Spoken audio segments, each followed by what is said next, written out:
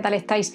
A raíz del vídeo que hemos hecho sobre el Plant Mom Aesthetic, que os aconsejo ver, antes de continuar con este vídeo, entramos en materia con el asuntejo del estilo nórdico, y lo entrecomillo porque es que esto ha degradado y ahora hay un refrito, hay una concepción del estilo nórdico como un poco batiburrillesca. Así que aquí está hoy Maritere para analizar todo este fenómeno del estilo nórdico, estilo escandinavo. Aquí también podemos meter el tema del normcore. No os preocupéis, vamos a tratar cada uno de estos puntos. Y empezamos hablando de esta maravillosa revolución industrial que lo mecaniza todo y que hace que esta producción masiva de bienes sea algo que democratice muchísimos objetos, entre ellos los muebles. Antes de esto, el proceso de fabricación era arduo, artesano, se hacía en madera de nogal, en roble, eran muebles muy caros y que solamente tenían unas cuantas personas que se lo podían permitir, se hacían por encargo, se tardaban muchísimo en fabricar, eran muy intrincados. Recordemos esa maravillosa era victoriana en la que se llevaba mucho esto de llenar la casa de trastos y de tiestos. Todo así muy ostentoso y muy recargado. Pero dirijámonos a principios del siglo XX, porque ahí está el quid de la cuestión, queridos y queridas. Hablemos de la Bauhaus, seguramente la mayoría habréis oído hablar de esto en historia del arte. Y esto marcó un antes y un después en la historia del diseño. Hubo muchísimos diseños que surgieron a raíz de la Bauhaus que utilizamos hoy en día. Investiguémoslo.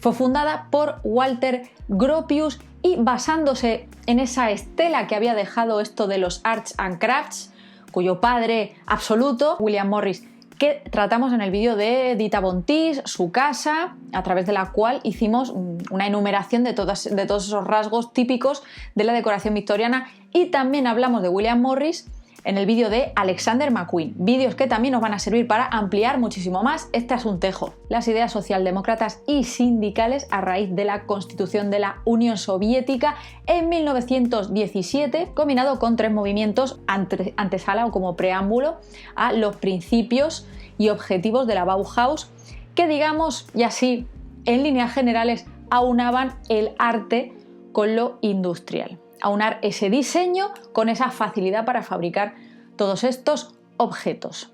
En primer lugar tenemos el Jugendstil, perdonad si lo pronuncio mal porque no tengo ni pajolera idea de alemán, que basaba este estilo de mueble en un estilo joven, una interpretación alemana y escandinava del Art Nouveau, que unía tradición y simplicidad con modernidad. Por otro lado, la Secession, artistas y arquitectos alemanes y austríacos que se apartan un poco de ese academicismo oficial tan soporífero. No estamos hablando solamente de creación de muebles o de creación de edificios, estamos hablando, sin lugar a dudas, de un antes y un después, de la concepción, de cómo se concibe la realidad.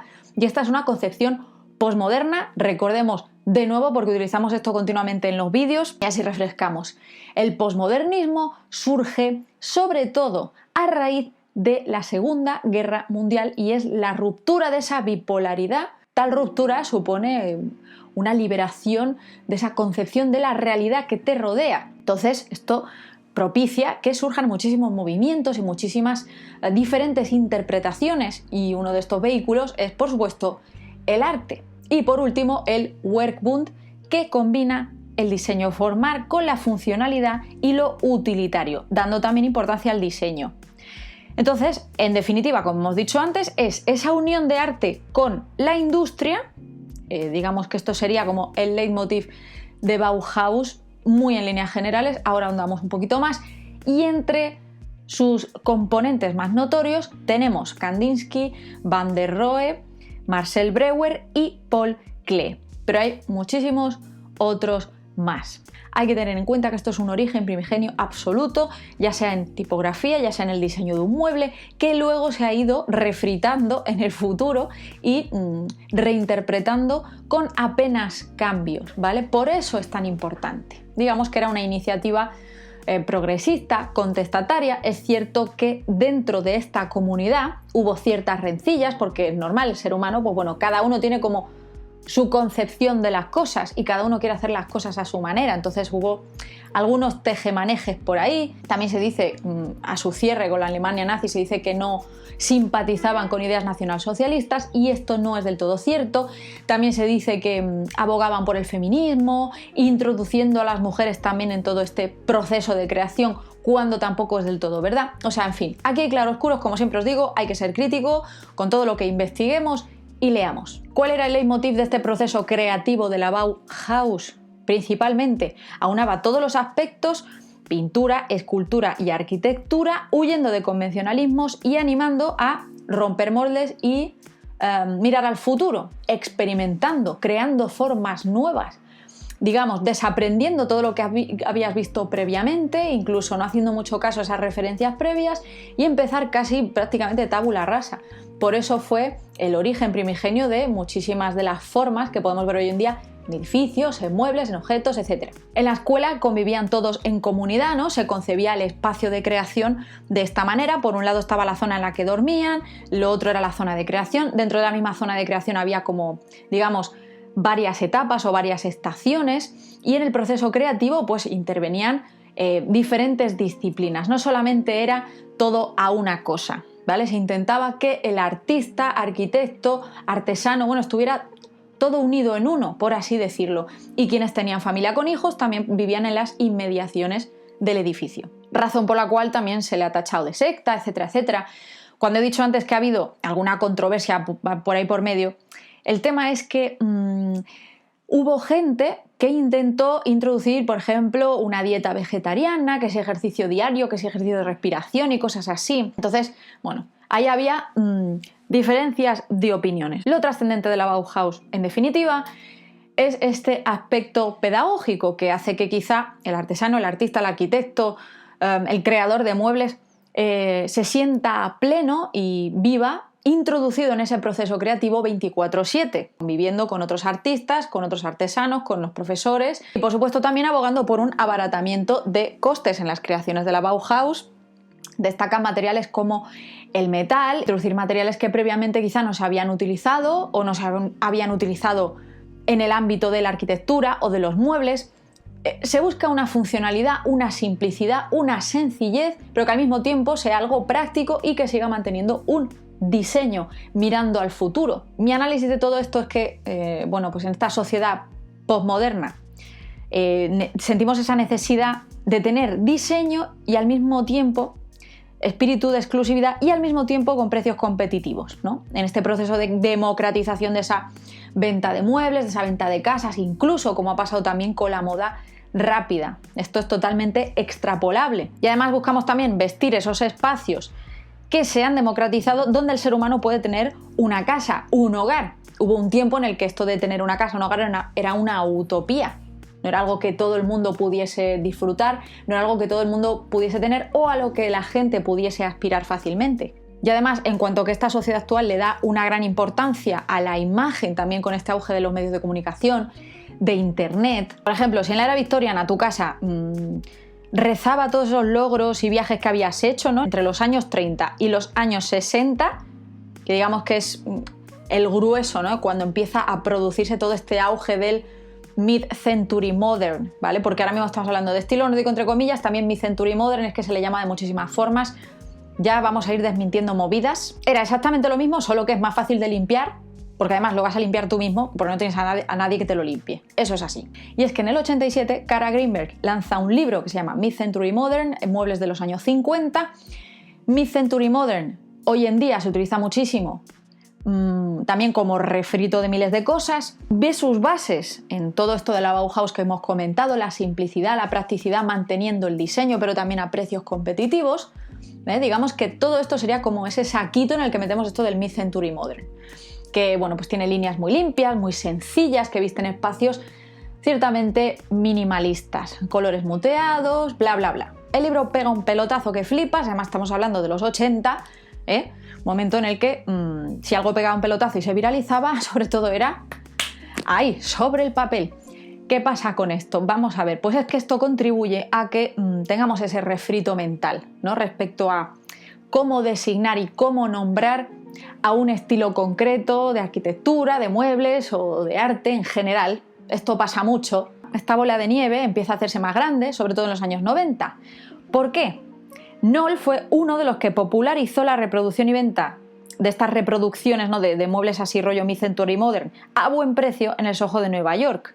Y por otro lado también Herman Miller, que lanza una website en 1998 y en 1999 Design Within Reach realiza estas ventas por catálogo, ¿no?, de muebles. Es sencillo, barato, atemporal, práctico, limpio, funcional, básico, etcétera, etcétera. Pero ojo, que es que en los años 50 IKEA en Europa ya vendía muebles por catálogo. Echad un vistazo a la cajita de información, que he encontrado una especie como de biblioteca de IKEA donde tenéis todos esos catálogos. Desde el primero que lanzaron, que fue creo que en los años 50, ahí lo tenéis todo y le echáis un ojillo. ¿Dónde reside la genialidad de IKEA? Pues que cogían esos muebles, abarataban los costes al máximo, por lo tanto, bueno, pues te ofrecen una calidad mediocre a precio muy competitivo y además empaquetado de una forma muy práctica. Se dice que esto fue idea de una empleada de IKEA que pensó que quizá para transportar las mesas lo suyo era pues desmontar las patas y plano, ¿vale? Que tú te llevaras un paquete con forma rectangular y planita y eso se convierta luego en un mueble, como pasa hoy en día. Es que es exactamente lo mismo década tras década. Y además es que se eliminan esto de los arreglos florales. Esto va muy en la línea del vídeo que hicimos el otro día, de Plan MoMA Aesthetic. Por cierto, ahí está la Pepa presidiendo este vídeo. Hasta luego, Mari Carmen, todo cacharro, movida que recargue el espacio, no es bienvenido. Dentro de esto del minimalismo mid-century modern, estilo nórdico, escandinavo, en fin, es que al final la gente como que lo enrefrita todo y además esta bola se está haciendo más grande por el tema de YouTube, Instagram, la gente con el mundo aesthetic, bueno, pues lo mete todo como en el mismo saco. También se apuesta mucho por las geometrías, mucha madera por todas partes, luz natural, metal, colores sobrios y muteados, pero seguramente la mayoría tendréis curiosidad. Oye, Clau, enséñanos cosas creadas hace 100 años que aún a día de hoy sigamos utilizando. Hay muchísimas cosas, pero así, en líneas generales, hablemos de lo más icónico que se sigue vendiendo, por ejemplo, en IKEA. Por un lado, el Tulip Chair de Eero Saarinen, que es del 57, la butaca huevo de Arne Jacobsen del 58, la Wishbone Chair de Hans Wegner del 49, la Chilla Basili de Marcel Breuer del 25, la silla basculante de Le Corbusier del 28, la silla Barcelona, que creo que no hay casa de alguien modernillo que no tenga esta silla por alguna parte, y esta es del 29. Esta fue diseñada por Van der Rohe y Lily Reich. Y la tipografía Futura, que no estamos hablando solamente de muebles, de arquitectura, etcétera, también hablamos de tipografía, de Paul Remmer. ¿Qué ha pasado con lo del estilo nórdico, escandinavo, tal? Pues que se ha degradado, sobre todo, y yo creo que por el auge de las redes sociales, los aesthetics, etcétera, youtubers, sobre todo yo creo que por youtubers, bloggers, etcétera, etcétera, que empezaron a decorar sus sets, sus espacios, sus casas, copiándose unos a otros, quizá metiendo alguna cosilla nueva, y esto consiste básicamente en cositas de madera, cositas de metal, el rose gold, este es que se ve por todas partes, el cactus, el mini neoncito por ahí asomando, que sí, el típico luminoso que tiene así como unas tipografías que las puedes ir colocando a tu gusto, planticas, como por ejemplo la monstera. Cabe mencionar sin duda a las grandes superficies que favorecen este reduccionismo decoril y arquitectónico, donde el mueble no es que sea especial en sí, porque existen muchos más como él, pero los colocan de una manera que sí parecen especiales y te hacen sentir especial a ti también. O sea, como si se tratara de una tienda vintage o de antigüedades, ¿no? Entonces, de este modo, yo creo que se resta la artesanía, la inquietud y esa búsqueda del consumidor. Entonces le hacen creer que es un decorador de interiores siguiendo una estética en sí, que además a su vez es un refrito, que al final las consecuencias de todo esto, al igual que con la moda rápida, es la despersonalización de los consumidores hasta puntos terroríficos. Y dicho todo esto, seguimos, mis amores, porque es que si no me pongo muy intensa. Hasta luego. Todo esto forma parte de lo llamado estilo nórdico, estilo escandinavo, que puebla las redes sociales de forma masiva y hace que quizás se nos deforme o se degrade esto de la concepción, pues eso, del estilo nórdico. Dinamarca, Noruega y Suecia. Poca luz en general, por lo tanto, tu vida diaria transcurre dentro de los muros. Entonces vas a intentar por inercia pues tener un espacio pues muy acogedor, muy bonito, donde te sientas a gusto, donde te sientas confortable. Hace un frío que pela y tira para atrás, por eso tanta madera.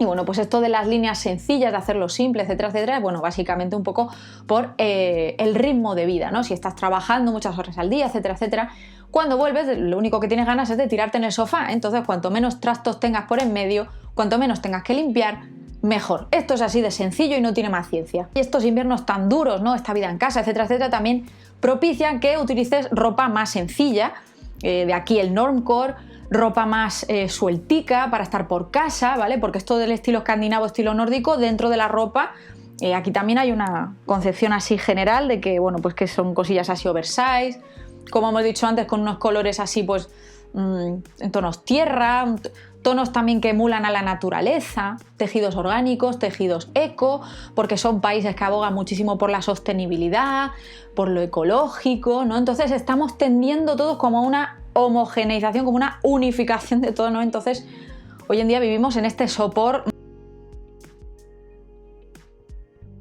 fruto de, bueno, pues esta simple imitación, ¿no? Que intentamos, pues, reproducir lo que vemos, porque nos hace sentir bien, porque estéticamente es muy placentero.